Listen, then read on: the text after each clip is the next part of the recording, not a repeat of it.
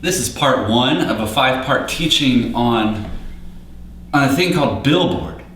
Like about Billboard, the things that we billboard, the messages that we billboard with our lives. Like music has a huge influence on who we are, what we do, what we think, what we believe, the stuff we spend our money on. I was looking just the other day, there was this tweet about Kanye West and the type of things that he plugs, name drops, the type of brands that he name drops in songs. I'm like, who would even create an infographic about that? Someone did.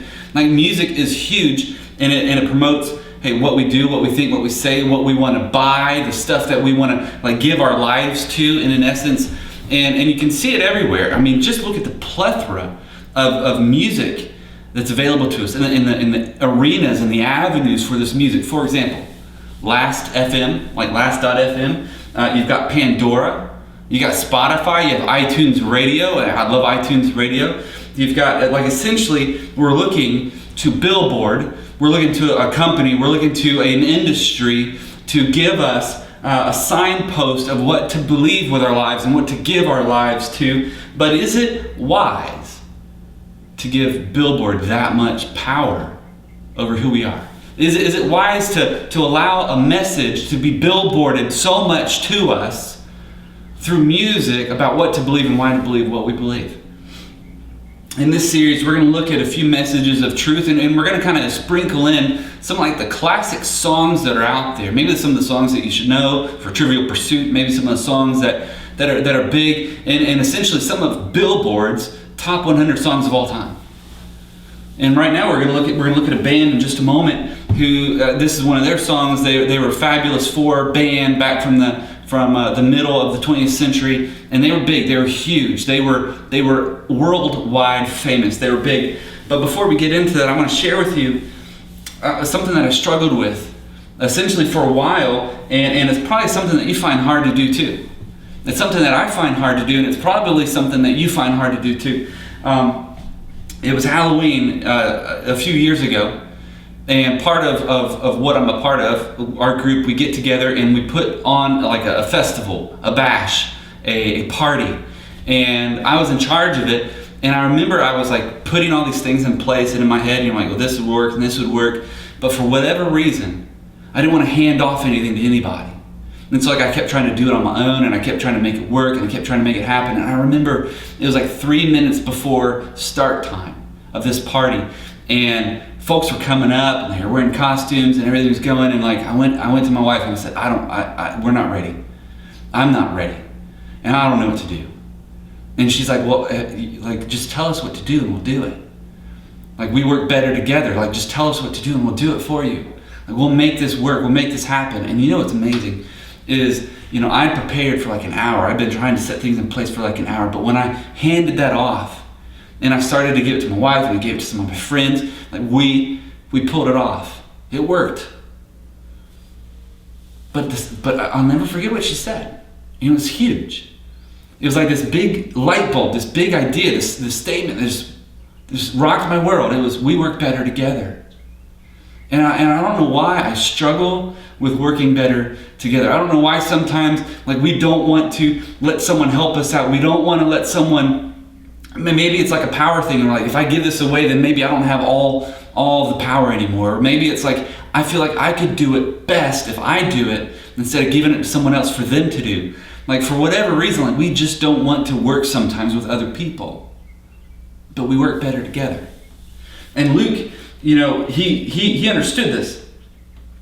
And so we're going to be in a passage in the book of Luke in just a moment. But before we get there, I'm going to let you know about this song about having a common goal. This idea of working better together. It was by a band. And they were the Fab Four. They were the Beatles. And they came out with this song, and I won't forget, my dad had me watch this movie one time. It's a black and white movie, and I'm not really into mid-20th century kind of movies, but it was really cool, and it was really good. And it was by the Beatles, and it was called Help. And I remember that song, that iconic song, Help, I Need Somebody, Help. And I'm thinking, you know what, that's so true. It was true 50, 60 years ago, and it's still true today, that we need help, that we work better together. Like everybody, and here's something, everybody needs somebody's help. Everybody does. And so Luke, a physician, and even Solomon, the wisest king ever, I'm talking the wisest person ever to live on this planet. Like God came up to Solomon one day. He's like, Solomon, I'm going to give you anything you want. Anything you want. You could have, I don't know, I could make a whole nother nation for you to rule over, and like then you're really cool. Or I could give you all this money, or I could give you all the secrets of the universe. I could give you whatever you want, Solomon. And Solomon's like, I think I want to be wise. Yeah, I want to be wise. And so like Luke, he's a physician, by the way. We call him the Dr. Luke, or I call him Dr. Luke. And he wrote a book in the Bible called Luke, in Luke chapter 5. And then we're going to look in Solomon. We're going to look at some of Solomon's stuff in just a moment. But they both kind of uncover that we work better together. So here we go, Luke chapter 5, verse 17 and following. It says, on one of those days while Jesus was teaching, Pharisees and teachers of the law were sitting there who had come from every village of Galilee and Judea and also from Jerusalem, and the Lord's power to heal was in him. This is like the first mention of Pharisees in Luke's gospel. Like when in Luke's book, and we call it a gospel, this is like his first mention of Pharisees, which is interesting because the Pharisees in Luke, if you look back in chapter 1, chapter 2, chapter 3, chapter 4, they weren't there. They weren't mentioned in this birth story of Jesus. In Luke's account, it's like not, and the Pharisees said, or the Pharisees thought, it's not in there. It wasn't there in the prophecy that Luke recorded about Jesus coming. It wasn't like in the Pharisees thought, or the Pharisees weren't there. And it wasn't mentioned when the shepherds and when the angels visited the shepherds, and the shepherds were freaking out, and the angels there. That would have been a great time for the angels to have said, and by the way, do not be afraid, but the Pharisees know too. It wasn't even there. It wasn't in any of those spots until right here in Luke chapter 5, and it tells me this. Like these Pharisees, these religious know-it-alls, which is interesting because in chapter 4, I just want to flip back a page, 4 verse 23, Jesus says to a group of people, he says, no doubt you will quote this proverb, doctor, heal yourself. No, heal yourself. And that's kind of interesting because at the end of Jesus' life, he's on the cross, and they're like, hey, if you are Jesus, then you can heal yourself. And Jesus says that at the beginning of the book of Luke. He's like, hey, you're going to say heal yourself. And then at the end, he's like, hey, if you're God, you can heal yourself. Jesus kind of already knew what was going to go on, what was going to happen. And then in chapter 4, verse 28, when maybe some religious leaders heard this, everyone in the synagogue, everyone in this group or this gathering who was listening to Jesus, the Son of God, talk about things and talk about life and talk about the empty rooms of life, when they listened to Jesus, they got enraged. They got mad. They got furious. A few verses later, and news about Jesus began to go out to every place. The news about Jesus began to spread. And it tells me this, that religious know-it-alls don't like to work together. Like they don't like to work together. We don't like to work together. If like we think that we're a know-it-all, we're like, well, I know, and I know more than you do, and so I just don't want to work with you today. And like we do that even in like the religious realm. Sometimes we don't want to work together. But you know what? We work better together. It's true. We work better together. Everybody, every day matters because somebody needs somebody's help. Everybody needs somebody's help. And so it says there in verse 17 again, it says, on one of the days while Jesus was teaching, Pharisees and teachers of the law, they were sitting there, and also from Jerusalem, and the Lord's power, it was present, it was there. Something is about to happen. This is like a key right here. It says, hey, key in, glue in. If you could just be a part of this right now, like you need to like focus in. Something is about to happen. The Lord's power, like that's a big word. That's a big deal. That's a big thing here in this passage. And Luke is saying, hey, listen, I'm a doctor, I know, but I just need to let you know, you need to pay attention to what's about to happen in this text, in these scriptures, what's about to happen. And it says, in Luke chapter 5, verse 18, it says, just then, some men came, carrying on a stretcher a man who was paralyzed. And they tried to bring him in and set the guy down before Jesus. some men. Some men, like who they are isn't as important as what they do. Like they're not mentioned, their names aren't mentioned. It's like, hey, this is Larry, Curly, and Mo, and Shemp. I don't know where Shemp even came from, but it's like it doesn't mention their names, it doesn't mention their occupations, it doesn't mention like any monikers or nomenclature. It just says, hey, some men came in and they did something, and that's what's important. That these guys got together, they did something together because why? Because we work better together. Carrying a paralyzed good. I mean, they're doing something huge.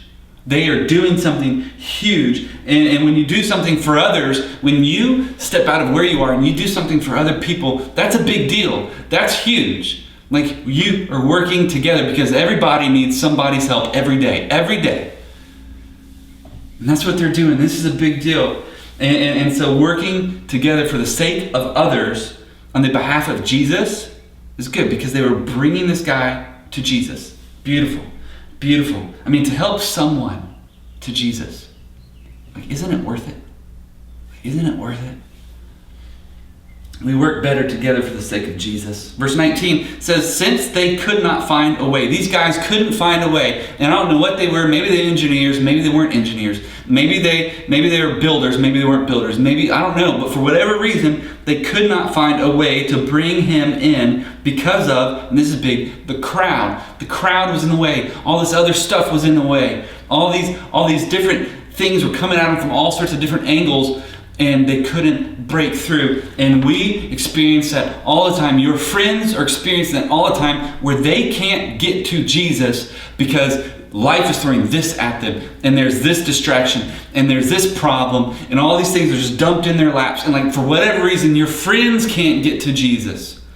And maybe you're watching this, or maybe you're listening to this, and like you can't get to Jesus. You're like, I can't make it to church. I can't get to Jesus. For whatever reason, I just don't feel like I can pray to Jesus today. And maybe you're watching this, or maybe you're listening to this, and you're like, I've never really sought out this Jesus guy.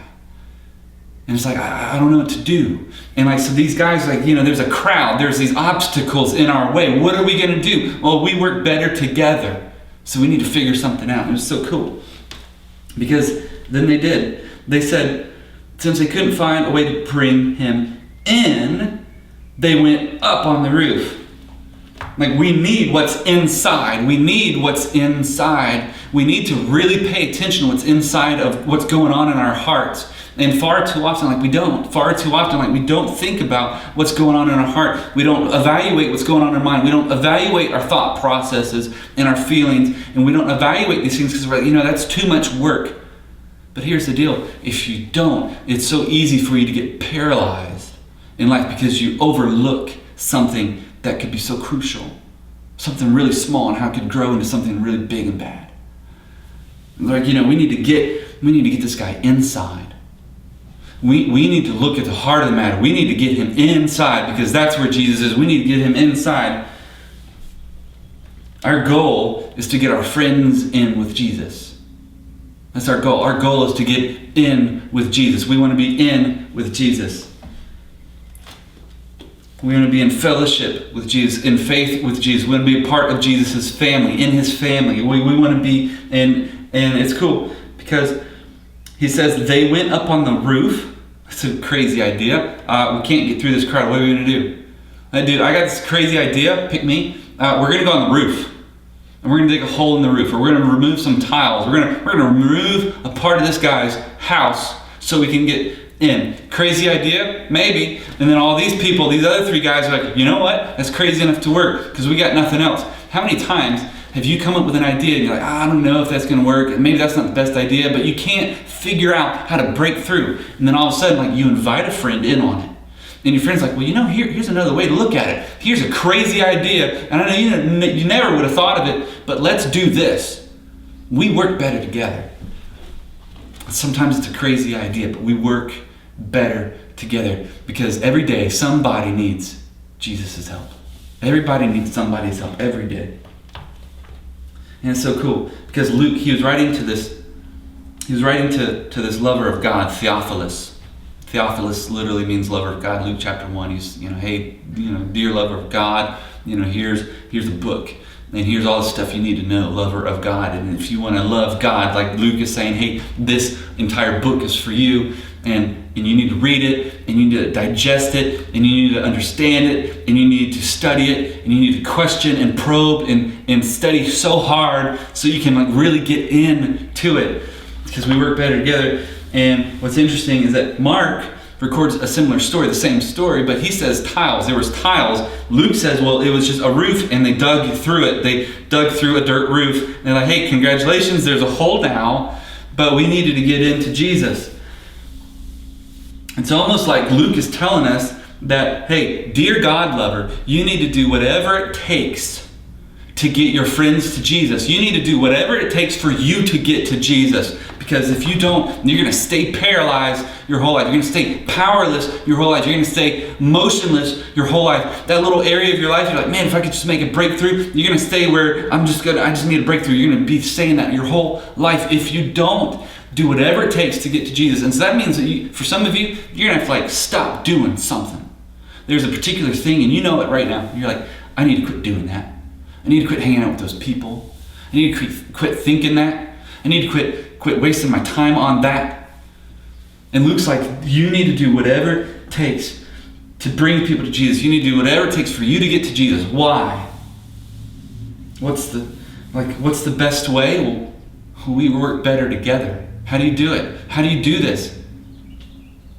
Well, you find a couple other people to get with, and you're like, I'm going to get with you. Man, I need your help. I need you to bring me to Jesus. I need you to help me to get to Jesus. I need you to help me to get in to Jesus. Verse 20.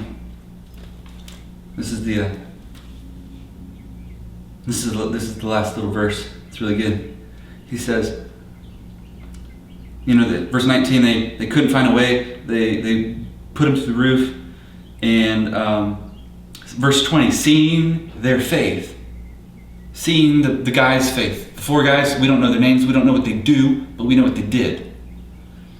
Seeing their faith, Jesus said, friend, your sins are forgiven. You play a vital role when you work together to bring someone to Jesus.